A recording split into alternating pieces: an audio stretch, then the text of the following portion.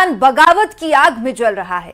बलूचिस्तान में धमाके हो रहे हैं तो पीओके में जबरदस्त विरोध प्रदर्शन जारी है। बीएलए के हमले से फील्ड मार्शल मुनीर बेचैन हैं और बेचैनी में पाकिस्तान की ओर से बिना सबूत भारत पर आरोप लगाए जा रहे हैं। भारत ने इंटरनेशनल फोरम पर अनर्गल आरोपों को लेकर पाकिस्तान को जमकर लताड़ लगाई, तो वहीं पाकिस्तानी फील्ड मार्शल असीम मुनीर का अमेरिकी ईरान युद्ध में डबल क्रॉस वाला खेल भी बेनकाब हो गया है। देखिए।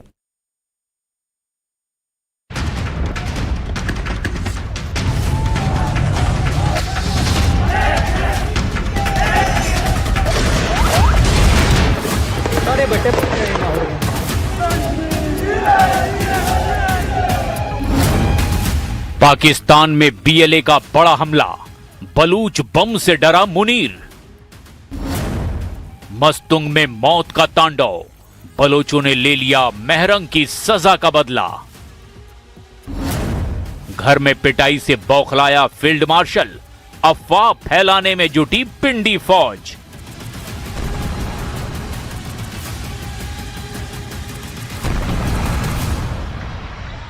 पाकिस्तान में बगावत की आग बरस रही है, विद्रोह की आग में धधक रहा है आतंकिस्तान। खैबर से बलूचिस्तान तक खूनी संघर्ष लगातार जारी है। खैबर में तहरीक तालिबान के लड़ाके पाकिस्तानी फौज को पीट रहे हैं, तो बलूचिस्तान में बलोच विद्रोहियों ने मुनीर आर्मी की नाक में दम कर रखा है। खैबर में विद्रोह को दबाने की कोशिश होती है तो पाकिस्तान के कब्जे वाले कश्मीर में आजादी की आवाज तेज हो जाती है।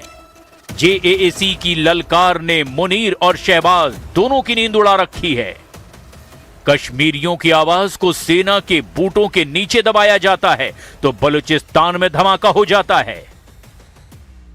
वैसे तो बलूचिस्तान में विद्रोह की आग दशकों से जल रही है, लेकिन उस आग की तपिश तब और ज्यादा तेज हो गई जब बलोच शेरनी महरंग बलोच को सजा सुनाई गई। डॉक्टर महरंग बलोच एक सोशल एक्टिविस्ट है। महरंग बलूचिस्तान में लापता हुए लोगों की आवाज उठाती रही हैं। 2024 में एक रैली के दौरान पुलिस वालों की मौत हुई थी।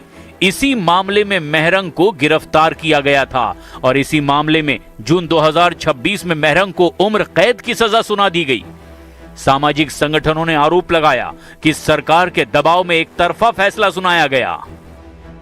महरंग को सजा के खिलाफ बलूचिस्तान में आवाज उठने लगी है और अब हालात ये हैं कि बलूचिस्तान में जजों पर भी हमले शुरू हो गए हैं। मस्तुंग में न्यायिक काफिले पर हमला हुआ। हमले में सेशन जज समेत 2 की मौत हो गई, जबकि 2 लोग गंभीर रूप से घायल हुए।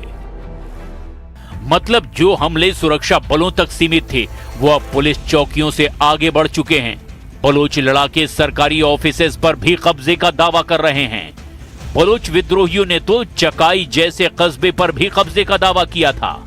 मतलब जुलाई के महीने में पाकिस्तान के खिलाफ खतरनाक खबरें आने का सिलसिला थम नहीं रहा है। बलोच लड़ाके मुनीर की फौज को खुला चैलेंज देते हुए शहरों पर कब्जा करने में लगे हुए हैं।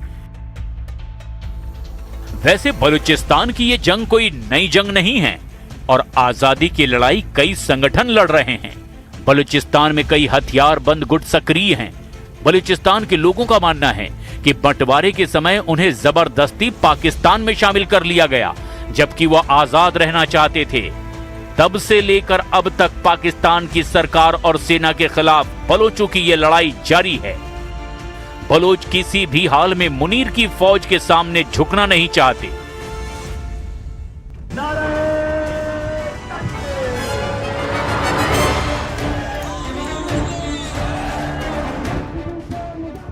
पाकिस्तान और मुनीर के सितारे इन दिनों गर्दिश में नजर आ रहे हैं।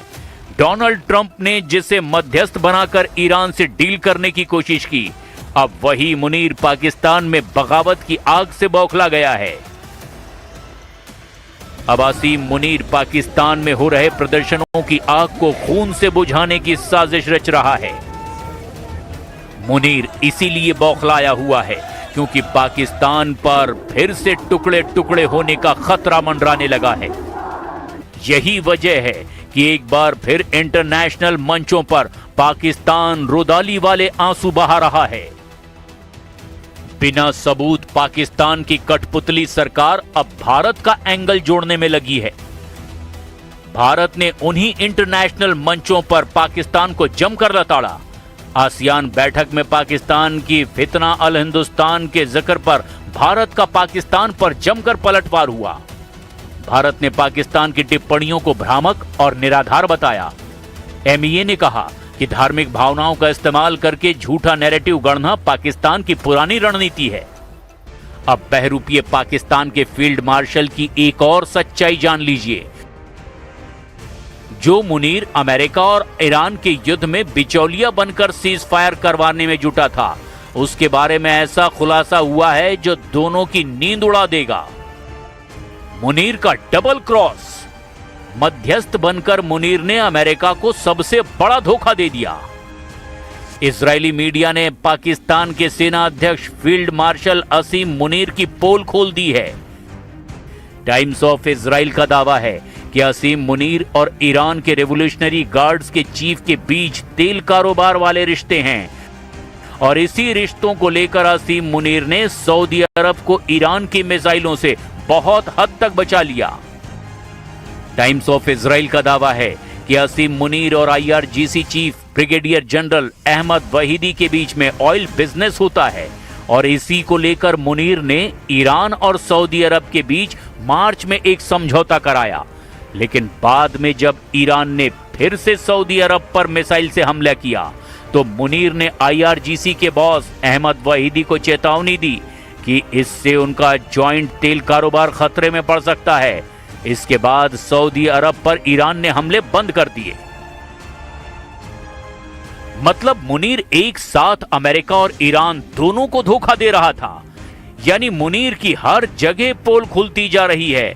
जिस पाकिस्तान ने पड़ोसियों को अस्थिर करने की नीति अपनाई, आज वही पाकिस्तान अपने ही बनाए संकटों के भंवर में फंसता दिखाई दे रहा है। बलूचिस्तान में बगावत, POK में विद्रोह और खैबर पख्तूनख्वा में आतंकी आग, तीनों मोर्चों पर एक साथ सुलग रहा है ये पाकिस्तान।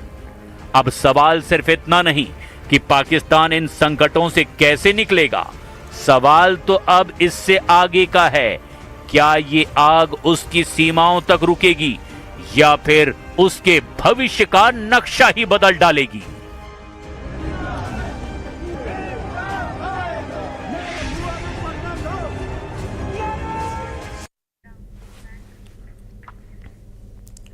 सावन में शिव भक्ति के रंग निराले होते हैं। कोई कावड़ कंधों पर उठाता है, कोई नंगे पांव मीलों चलता है। हरदोई का एक लड़का लोहे की नुकीली कीलों को सेज पर लेटकर भगवान भोलेनाथ के दरबार की ओर बढ़ रहा है। ये रिपोर्ट देखिए।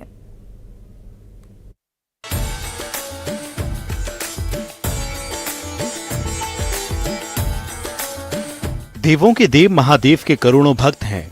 अब सावन भी आ रहा है। जब सावन का पावन महीना आता है तो करोड़ों शिव भक्त अपनी अपनी श्रद्धा और तपस्या के साथ महादेव के दरबार की ओर निकल पड़ते हैं। शायद यही वजह है कि उनके भक्त भी भक्ति में